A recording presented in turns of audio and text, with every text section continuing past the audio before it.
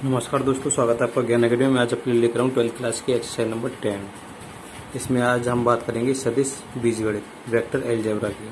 तो आपको पता होना चाहिए वेक्टर्स क्या होते हैं, ठीक है। यानी इसमें अदिश और सदिश राशियों की हम बात करेंगे। तो यहाँ से देखिए वेक्टर्स किसे कहोगे किसे नहीं, ठीक है। स्केलर्स क्या होगा, वेक्टर्स क्या होगा। तो यहाँ से देखिए अपने दैनिक जीवन में हमें अनेक प्रश्न मिलते हैं, जैसे कि आपकी ऊंचाई क्या है। आप किसी ने पूछ लिया आपकी ऊंचाई क्या है, ठीक है। आप कहोगे मेरी ऊंचाई 6 फुट है, 5.5 फुट है, जो भी आपकी।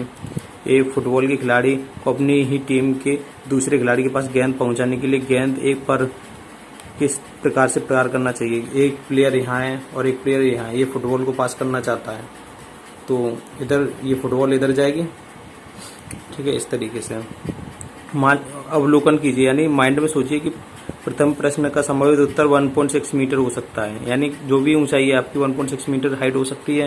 ये एक ऐसी राशि है इसमें केवल एक मान परिमाण है जो एक वास्तविक संख्या। परिमाण का मतलब एक ही यूनिट है, यानी मीटर। डायरेक्शन है इसमें नहीं है। ये राशियां अदिश कहलाती हैं क्योंकि इसमें कोई डायरेक्शन नहीं है। और दूसरे प्रश्न में यदि देखा जाए तो ये एक ऐसी राशि है जिसमें मांसपेशियों की शक्ति परिमाण, यानी परिमाण का मतलब यूनिट के साथ साथ दिशा डायरेक्शन का भी होना जरूरी है, सम्मिलित है। ऐसी राशियां सदिश राशियां कहलाती हैं।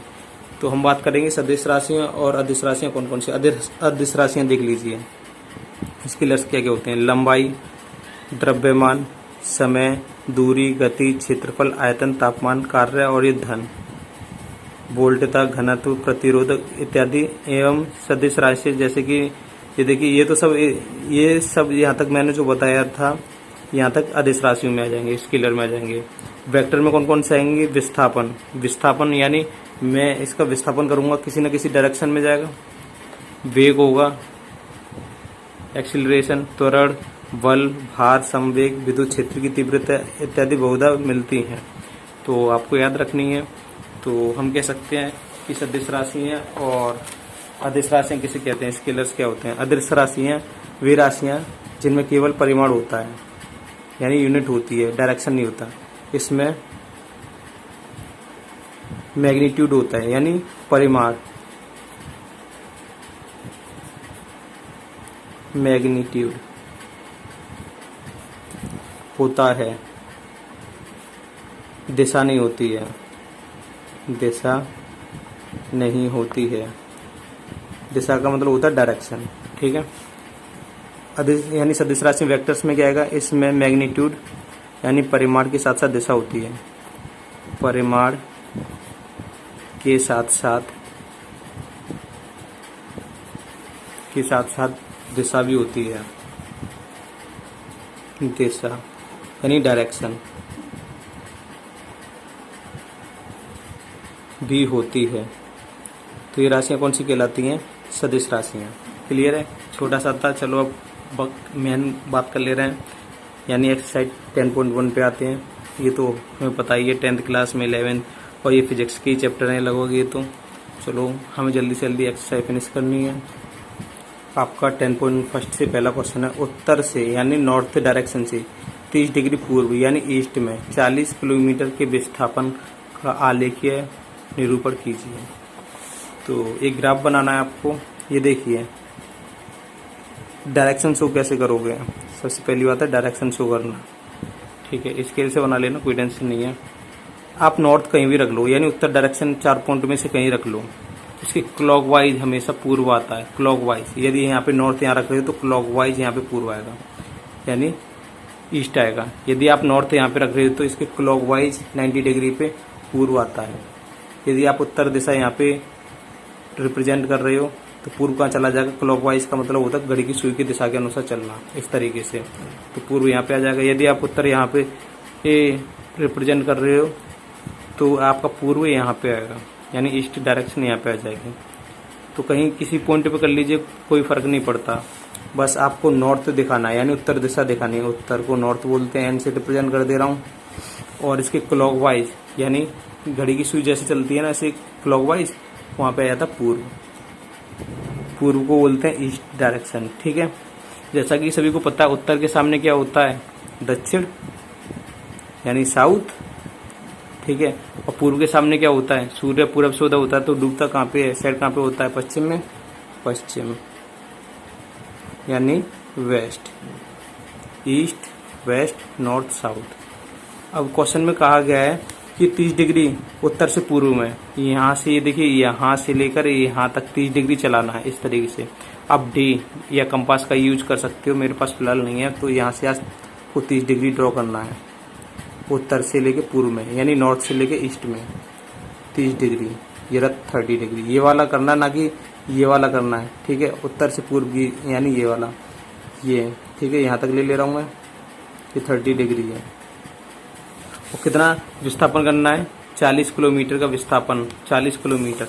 ये देखिए 1 किलोमीटर ही बहुत होता है, 40 किलोमीटर इस पे तो आएगा नहीं। स्केल ले लो, स्केल 1 किलोमीटर को मान लो 1 सेंटीमीटर, अब तो आ जाएगा।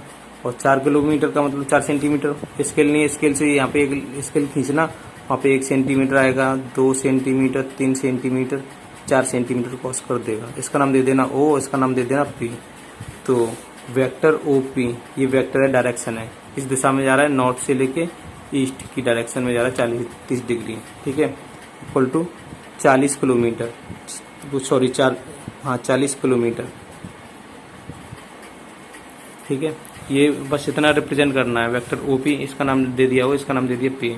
एक किलोमीटर, एक यानी 10 किलोमीटर और 1 सेंटीमीटर मानना। यहाँ पे 40 किलोमीटर दिखाना है ना, तो 4 लाइन खींची है तो 40 हो जाएगा, 10 किलोमीटर, 10 किलोमीटर और के 1 सेंटीमीटर का स्केल मानना है, तो 10 kilo, 20 kilometre, 30 kilometre, 40 kilometre, 40 kilometre, ठीक है। यहाँ पे लिख देना 30 डिग्री, किससे है, नॉर्थ से ईस्ट, नॉर्थ टू ईस्ट। ये आपको डायग्राम बनाना है, बहुत ईजी है, बढ़िया नंबर आएंगे आपके इस तरीके से बनाओगे। तो क्वेश्चन नंबर 2 पे आते हैं। आपका क्वेश्चन नंबर 2 दिखाई दे रहा है, आदेश और सदिश के रूप में श्रेणीबद्ध कीजिए, यानी आदेश स्केलर्स एंड वेक्टर्स के रूप में अलग अलग निकालना है। 40 किलोग्राम, कोई डायरेक्शन जा रही है 40 किलोग्राम की नहीं, दिशा का मतलब, सदिशा का मतलब होता है डायरेक्शन के साथ, आदेश का मतलब डायरेक्शन नहीं होना। तो ये पहला तो क्या आ गया, आदेश में आ गया, ठीक है। आदेश स्केलर में आ जाएगा 10 किलोग्राम, ठीक है।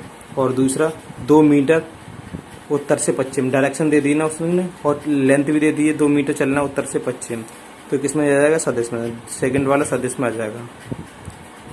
2 मीटर उत्तर से पश्चिम, क्लियर है। दूसरा, तीसरे की बात कर रहे हैं, डिग्री, डिग्री हमेशा आदेश में आती है, 40 डिग्री आदेश में आएगा ये, ठीक है। आदेश में वैल्यू आ गई इसकी। और 40 वाट चौथा भी आदेश में आएगा, क्योंकि आदेश राशि होती है 40 वाट। बहुत ईजी है, इसमें से तो एग्जाम में भी नहीं आते क्वेश्चन। और ये 5वां भी आदेश में आएगा, चलो डायरेक्ट कर दे रहा हूँ 5वां, ठीक है। 5वां यानी ये 10⁻⁻⁻19 कूलम, और 20 मीटर पर सेकेंड स्क्वायर वेग, एक्सीलरेट, ठीक है, एक्सीलरेशन दे रखा है, तो ये वेग किस में आता है, सदिश में आता है, तो आपका ये आ जाएगा 6वां, 20 मीटर पर सेकेंड स्क्वायर, 20 मीटर पर सेकेंड स्क्वायर। ये आपकी सदिश राशि में 2 आ रहे हैं, 2 मीटर उत्तर से पश्चिम और 20 मीटर पर सेकेंड स्क्वायर, और बाकी सब किस में चले गए, आदेश में। ये आपके राइट आंसर होंगे, ठीक है। आपको आदेश सदिश राशि देखनी है, तो ये अभी मैंने जो बताया था, आदेश और सदिश राशि कौन कौन सी होती हैं। वेग मीटर पर सेकेंड स्क्वायर होता है, इसकी यूनिट। विस्थापन, त्वरण बल वगैरह ये चीज़ किस में आएंगे, सदिश में, और बाकी सब आदेश में आएगा। डिग्री फिग्री सब ये आदेश में आएंगे, ठीक है। आपका क्वेश्चन नंबर 3 भी आदेश और सदिश पूछ रहा है, कौन कौन से हैं आदेश और सदिश। समय यानी टाइम, हमेशा इसकी कोई डायरेक्शन नहीं होती, ठीक है। दूरी, दूरी तो किसी भी दूरी हो सकती है, कोई भी दूरी हो सकती है, आपकी हाइट भी एक दूरी होती है। लेकिन बल, जो आप बल लगाते हो ना किसी, जैसे बॉल पे बल लगा रहे हो, किसी न किसी डायरेक्शन में जरूर जाएगी। वेग, एक्सीलरेशन, ये आपके सदिश हैं, ये वेक्टर हैं, ठीक है। वेक्टर से बल और वेग, और बाकी ये आदेश हैं, ठीक है। आप लिख देना, ठीक है। सदिश राशि कौन कौन सी हैं, बल है और वेग है, ठीक है। और कार्य दूरी समय, कार्य दूरी समय क्या है आपके सदिश राशि है, ठीक है, यानी स्केलर, ये स्केलर है, ये स्केलर है, ये स्केलर है, ये वेक्टर है, ये वेक्टर है, ठीक है, आपके राइट आंसर होंगे। आपका चौथा क्वेश्चन है, एक आकृति 10.6 में ये ग्राफ दे रखा है, एक वर्ग यानी स्क्वायर दे रखा है, मैं निम्नलिखित सदिशों को पहचानिए। से आदिम समान और संरेख परंतु असमान। से आदिम को बोलते हैं कोनिशियल, समान को बोलते हैं इक्वल, संरेख परंतु असमान कोलिनियर बट नॉट इक्वल। तो इसको समझ लेते हैं से आदिम होता क्या है। तो ये देखिए से है आदिम। को इनिशियल वेक्टर्स क्या होते हैं? दो अथवा अधिक सदिश जिनका एक ही प्रारंभिक बिंदु है से आदिम सदिश कहलाते हैं। तो से आदिम पहले पॉइंट की बात कर ले रहे हैं। से आदिम यानी कोनिशियल, ठीक है, कोनिशियल क्या होगा? जिनका प्रारंभिक बिंदु यहाँ से स्टार्ट हो रहा है ना, तो इसे मान लेना। तो कौन कौन सा वेक्टर ए कौन वेक्टर डी, प्रारंभिक बिंदु यहाँ से स्टार्ट हो रहा है, यहाँ से स्टार्ट हो रहा है, ठीक है। तो ये आपके राइट आंसर होंगे। समान, सेकंड पॉइंट बात कर रहे हैं समान यानी इक्वल, समान इक्वल। इक्वल कौन से होंगे? इस वाली की डायरेक्शन इधर कर लेना, यहाँ से स्टार्ट हो रहा है ये, ठीक है, कोई इससे कोई फर्क नहीं पड़ता, इससे स्टार्ट हो रहा है ना, 2 पॉइंट ये जा रहा है, एक ये जा रहा है, ठीक है। अब इक्वल कौन कौन से होंगे?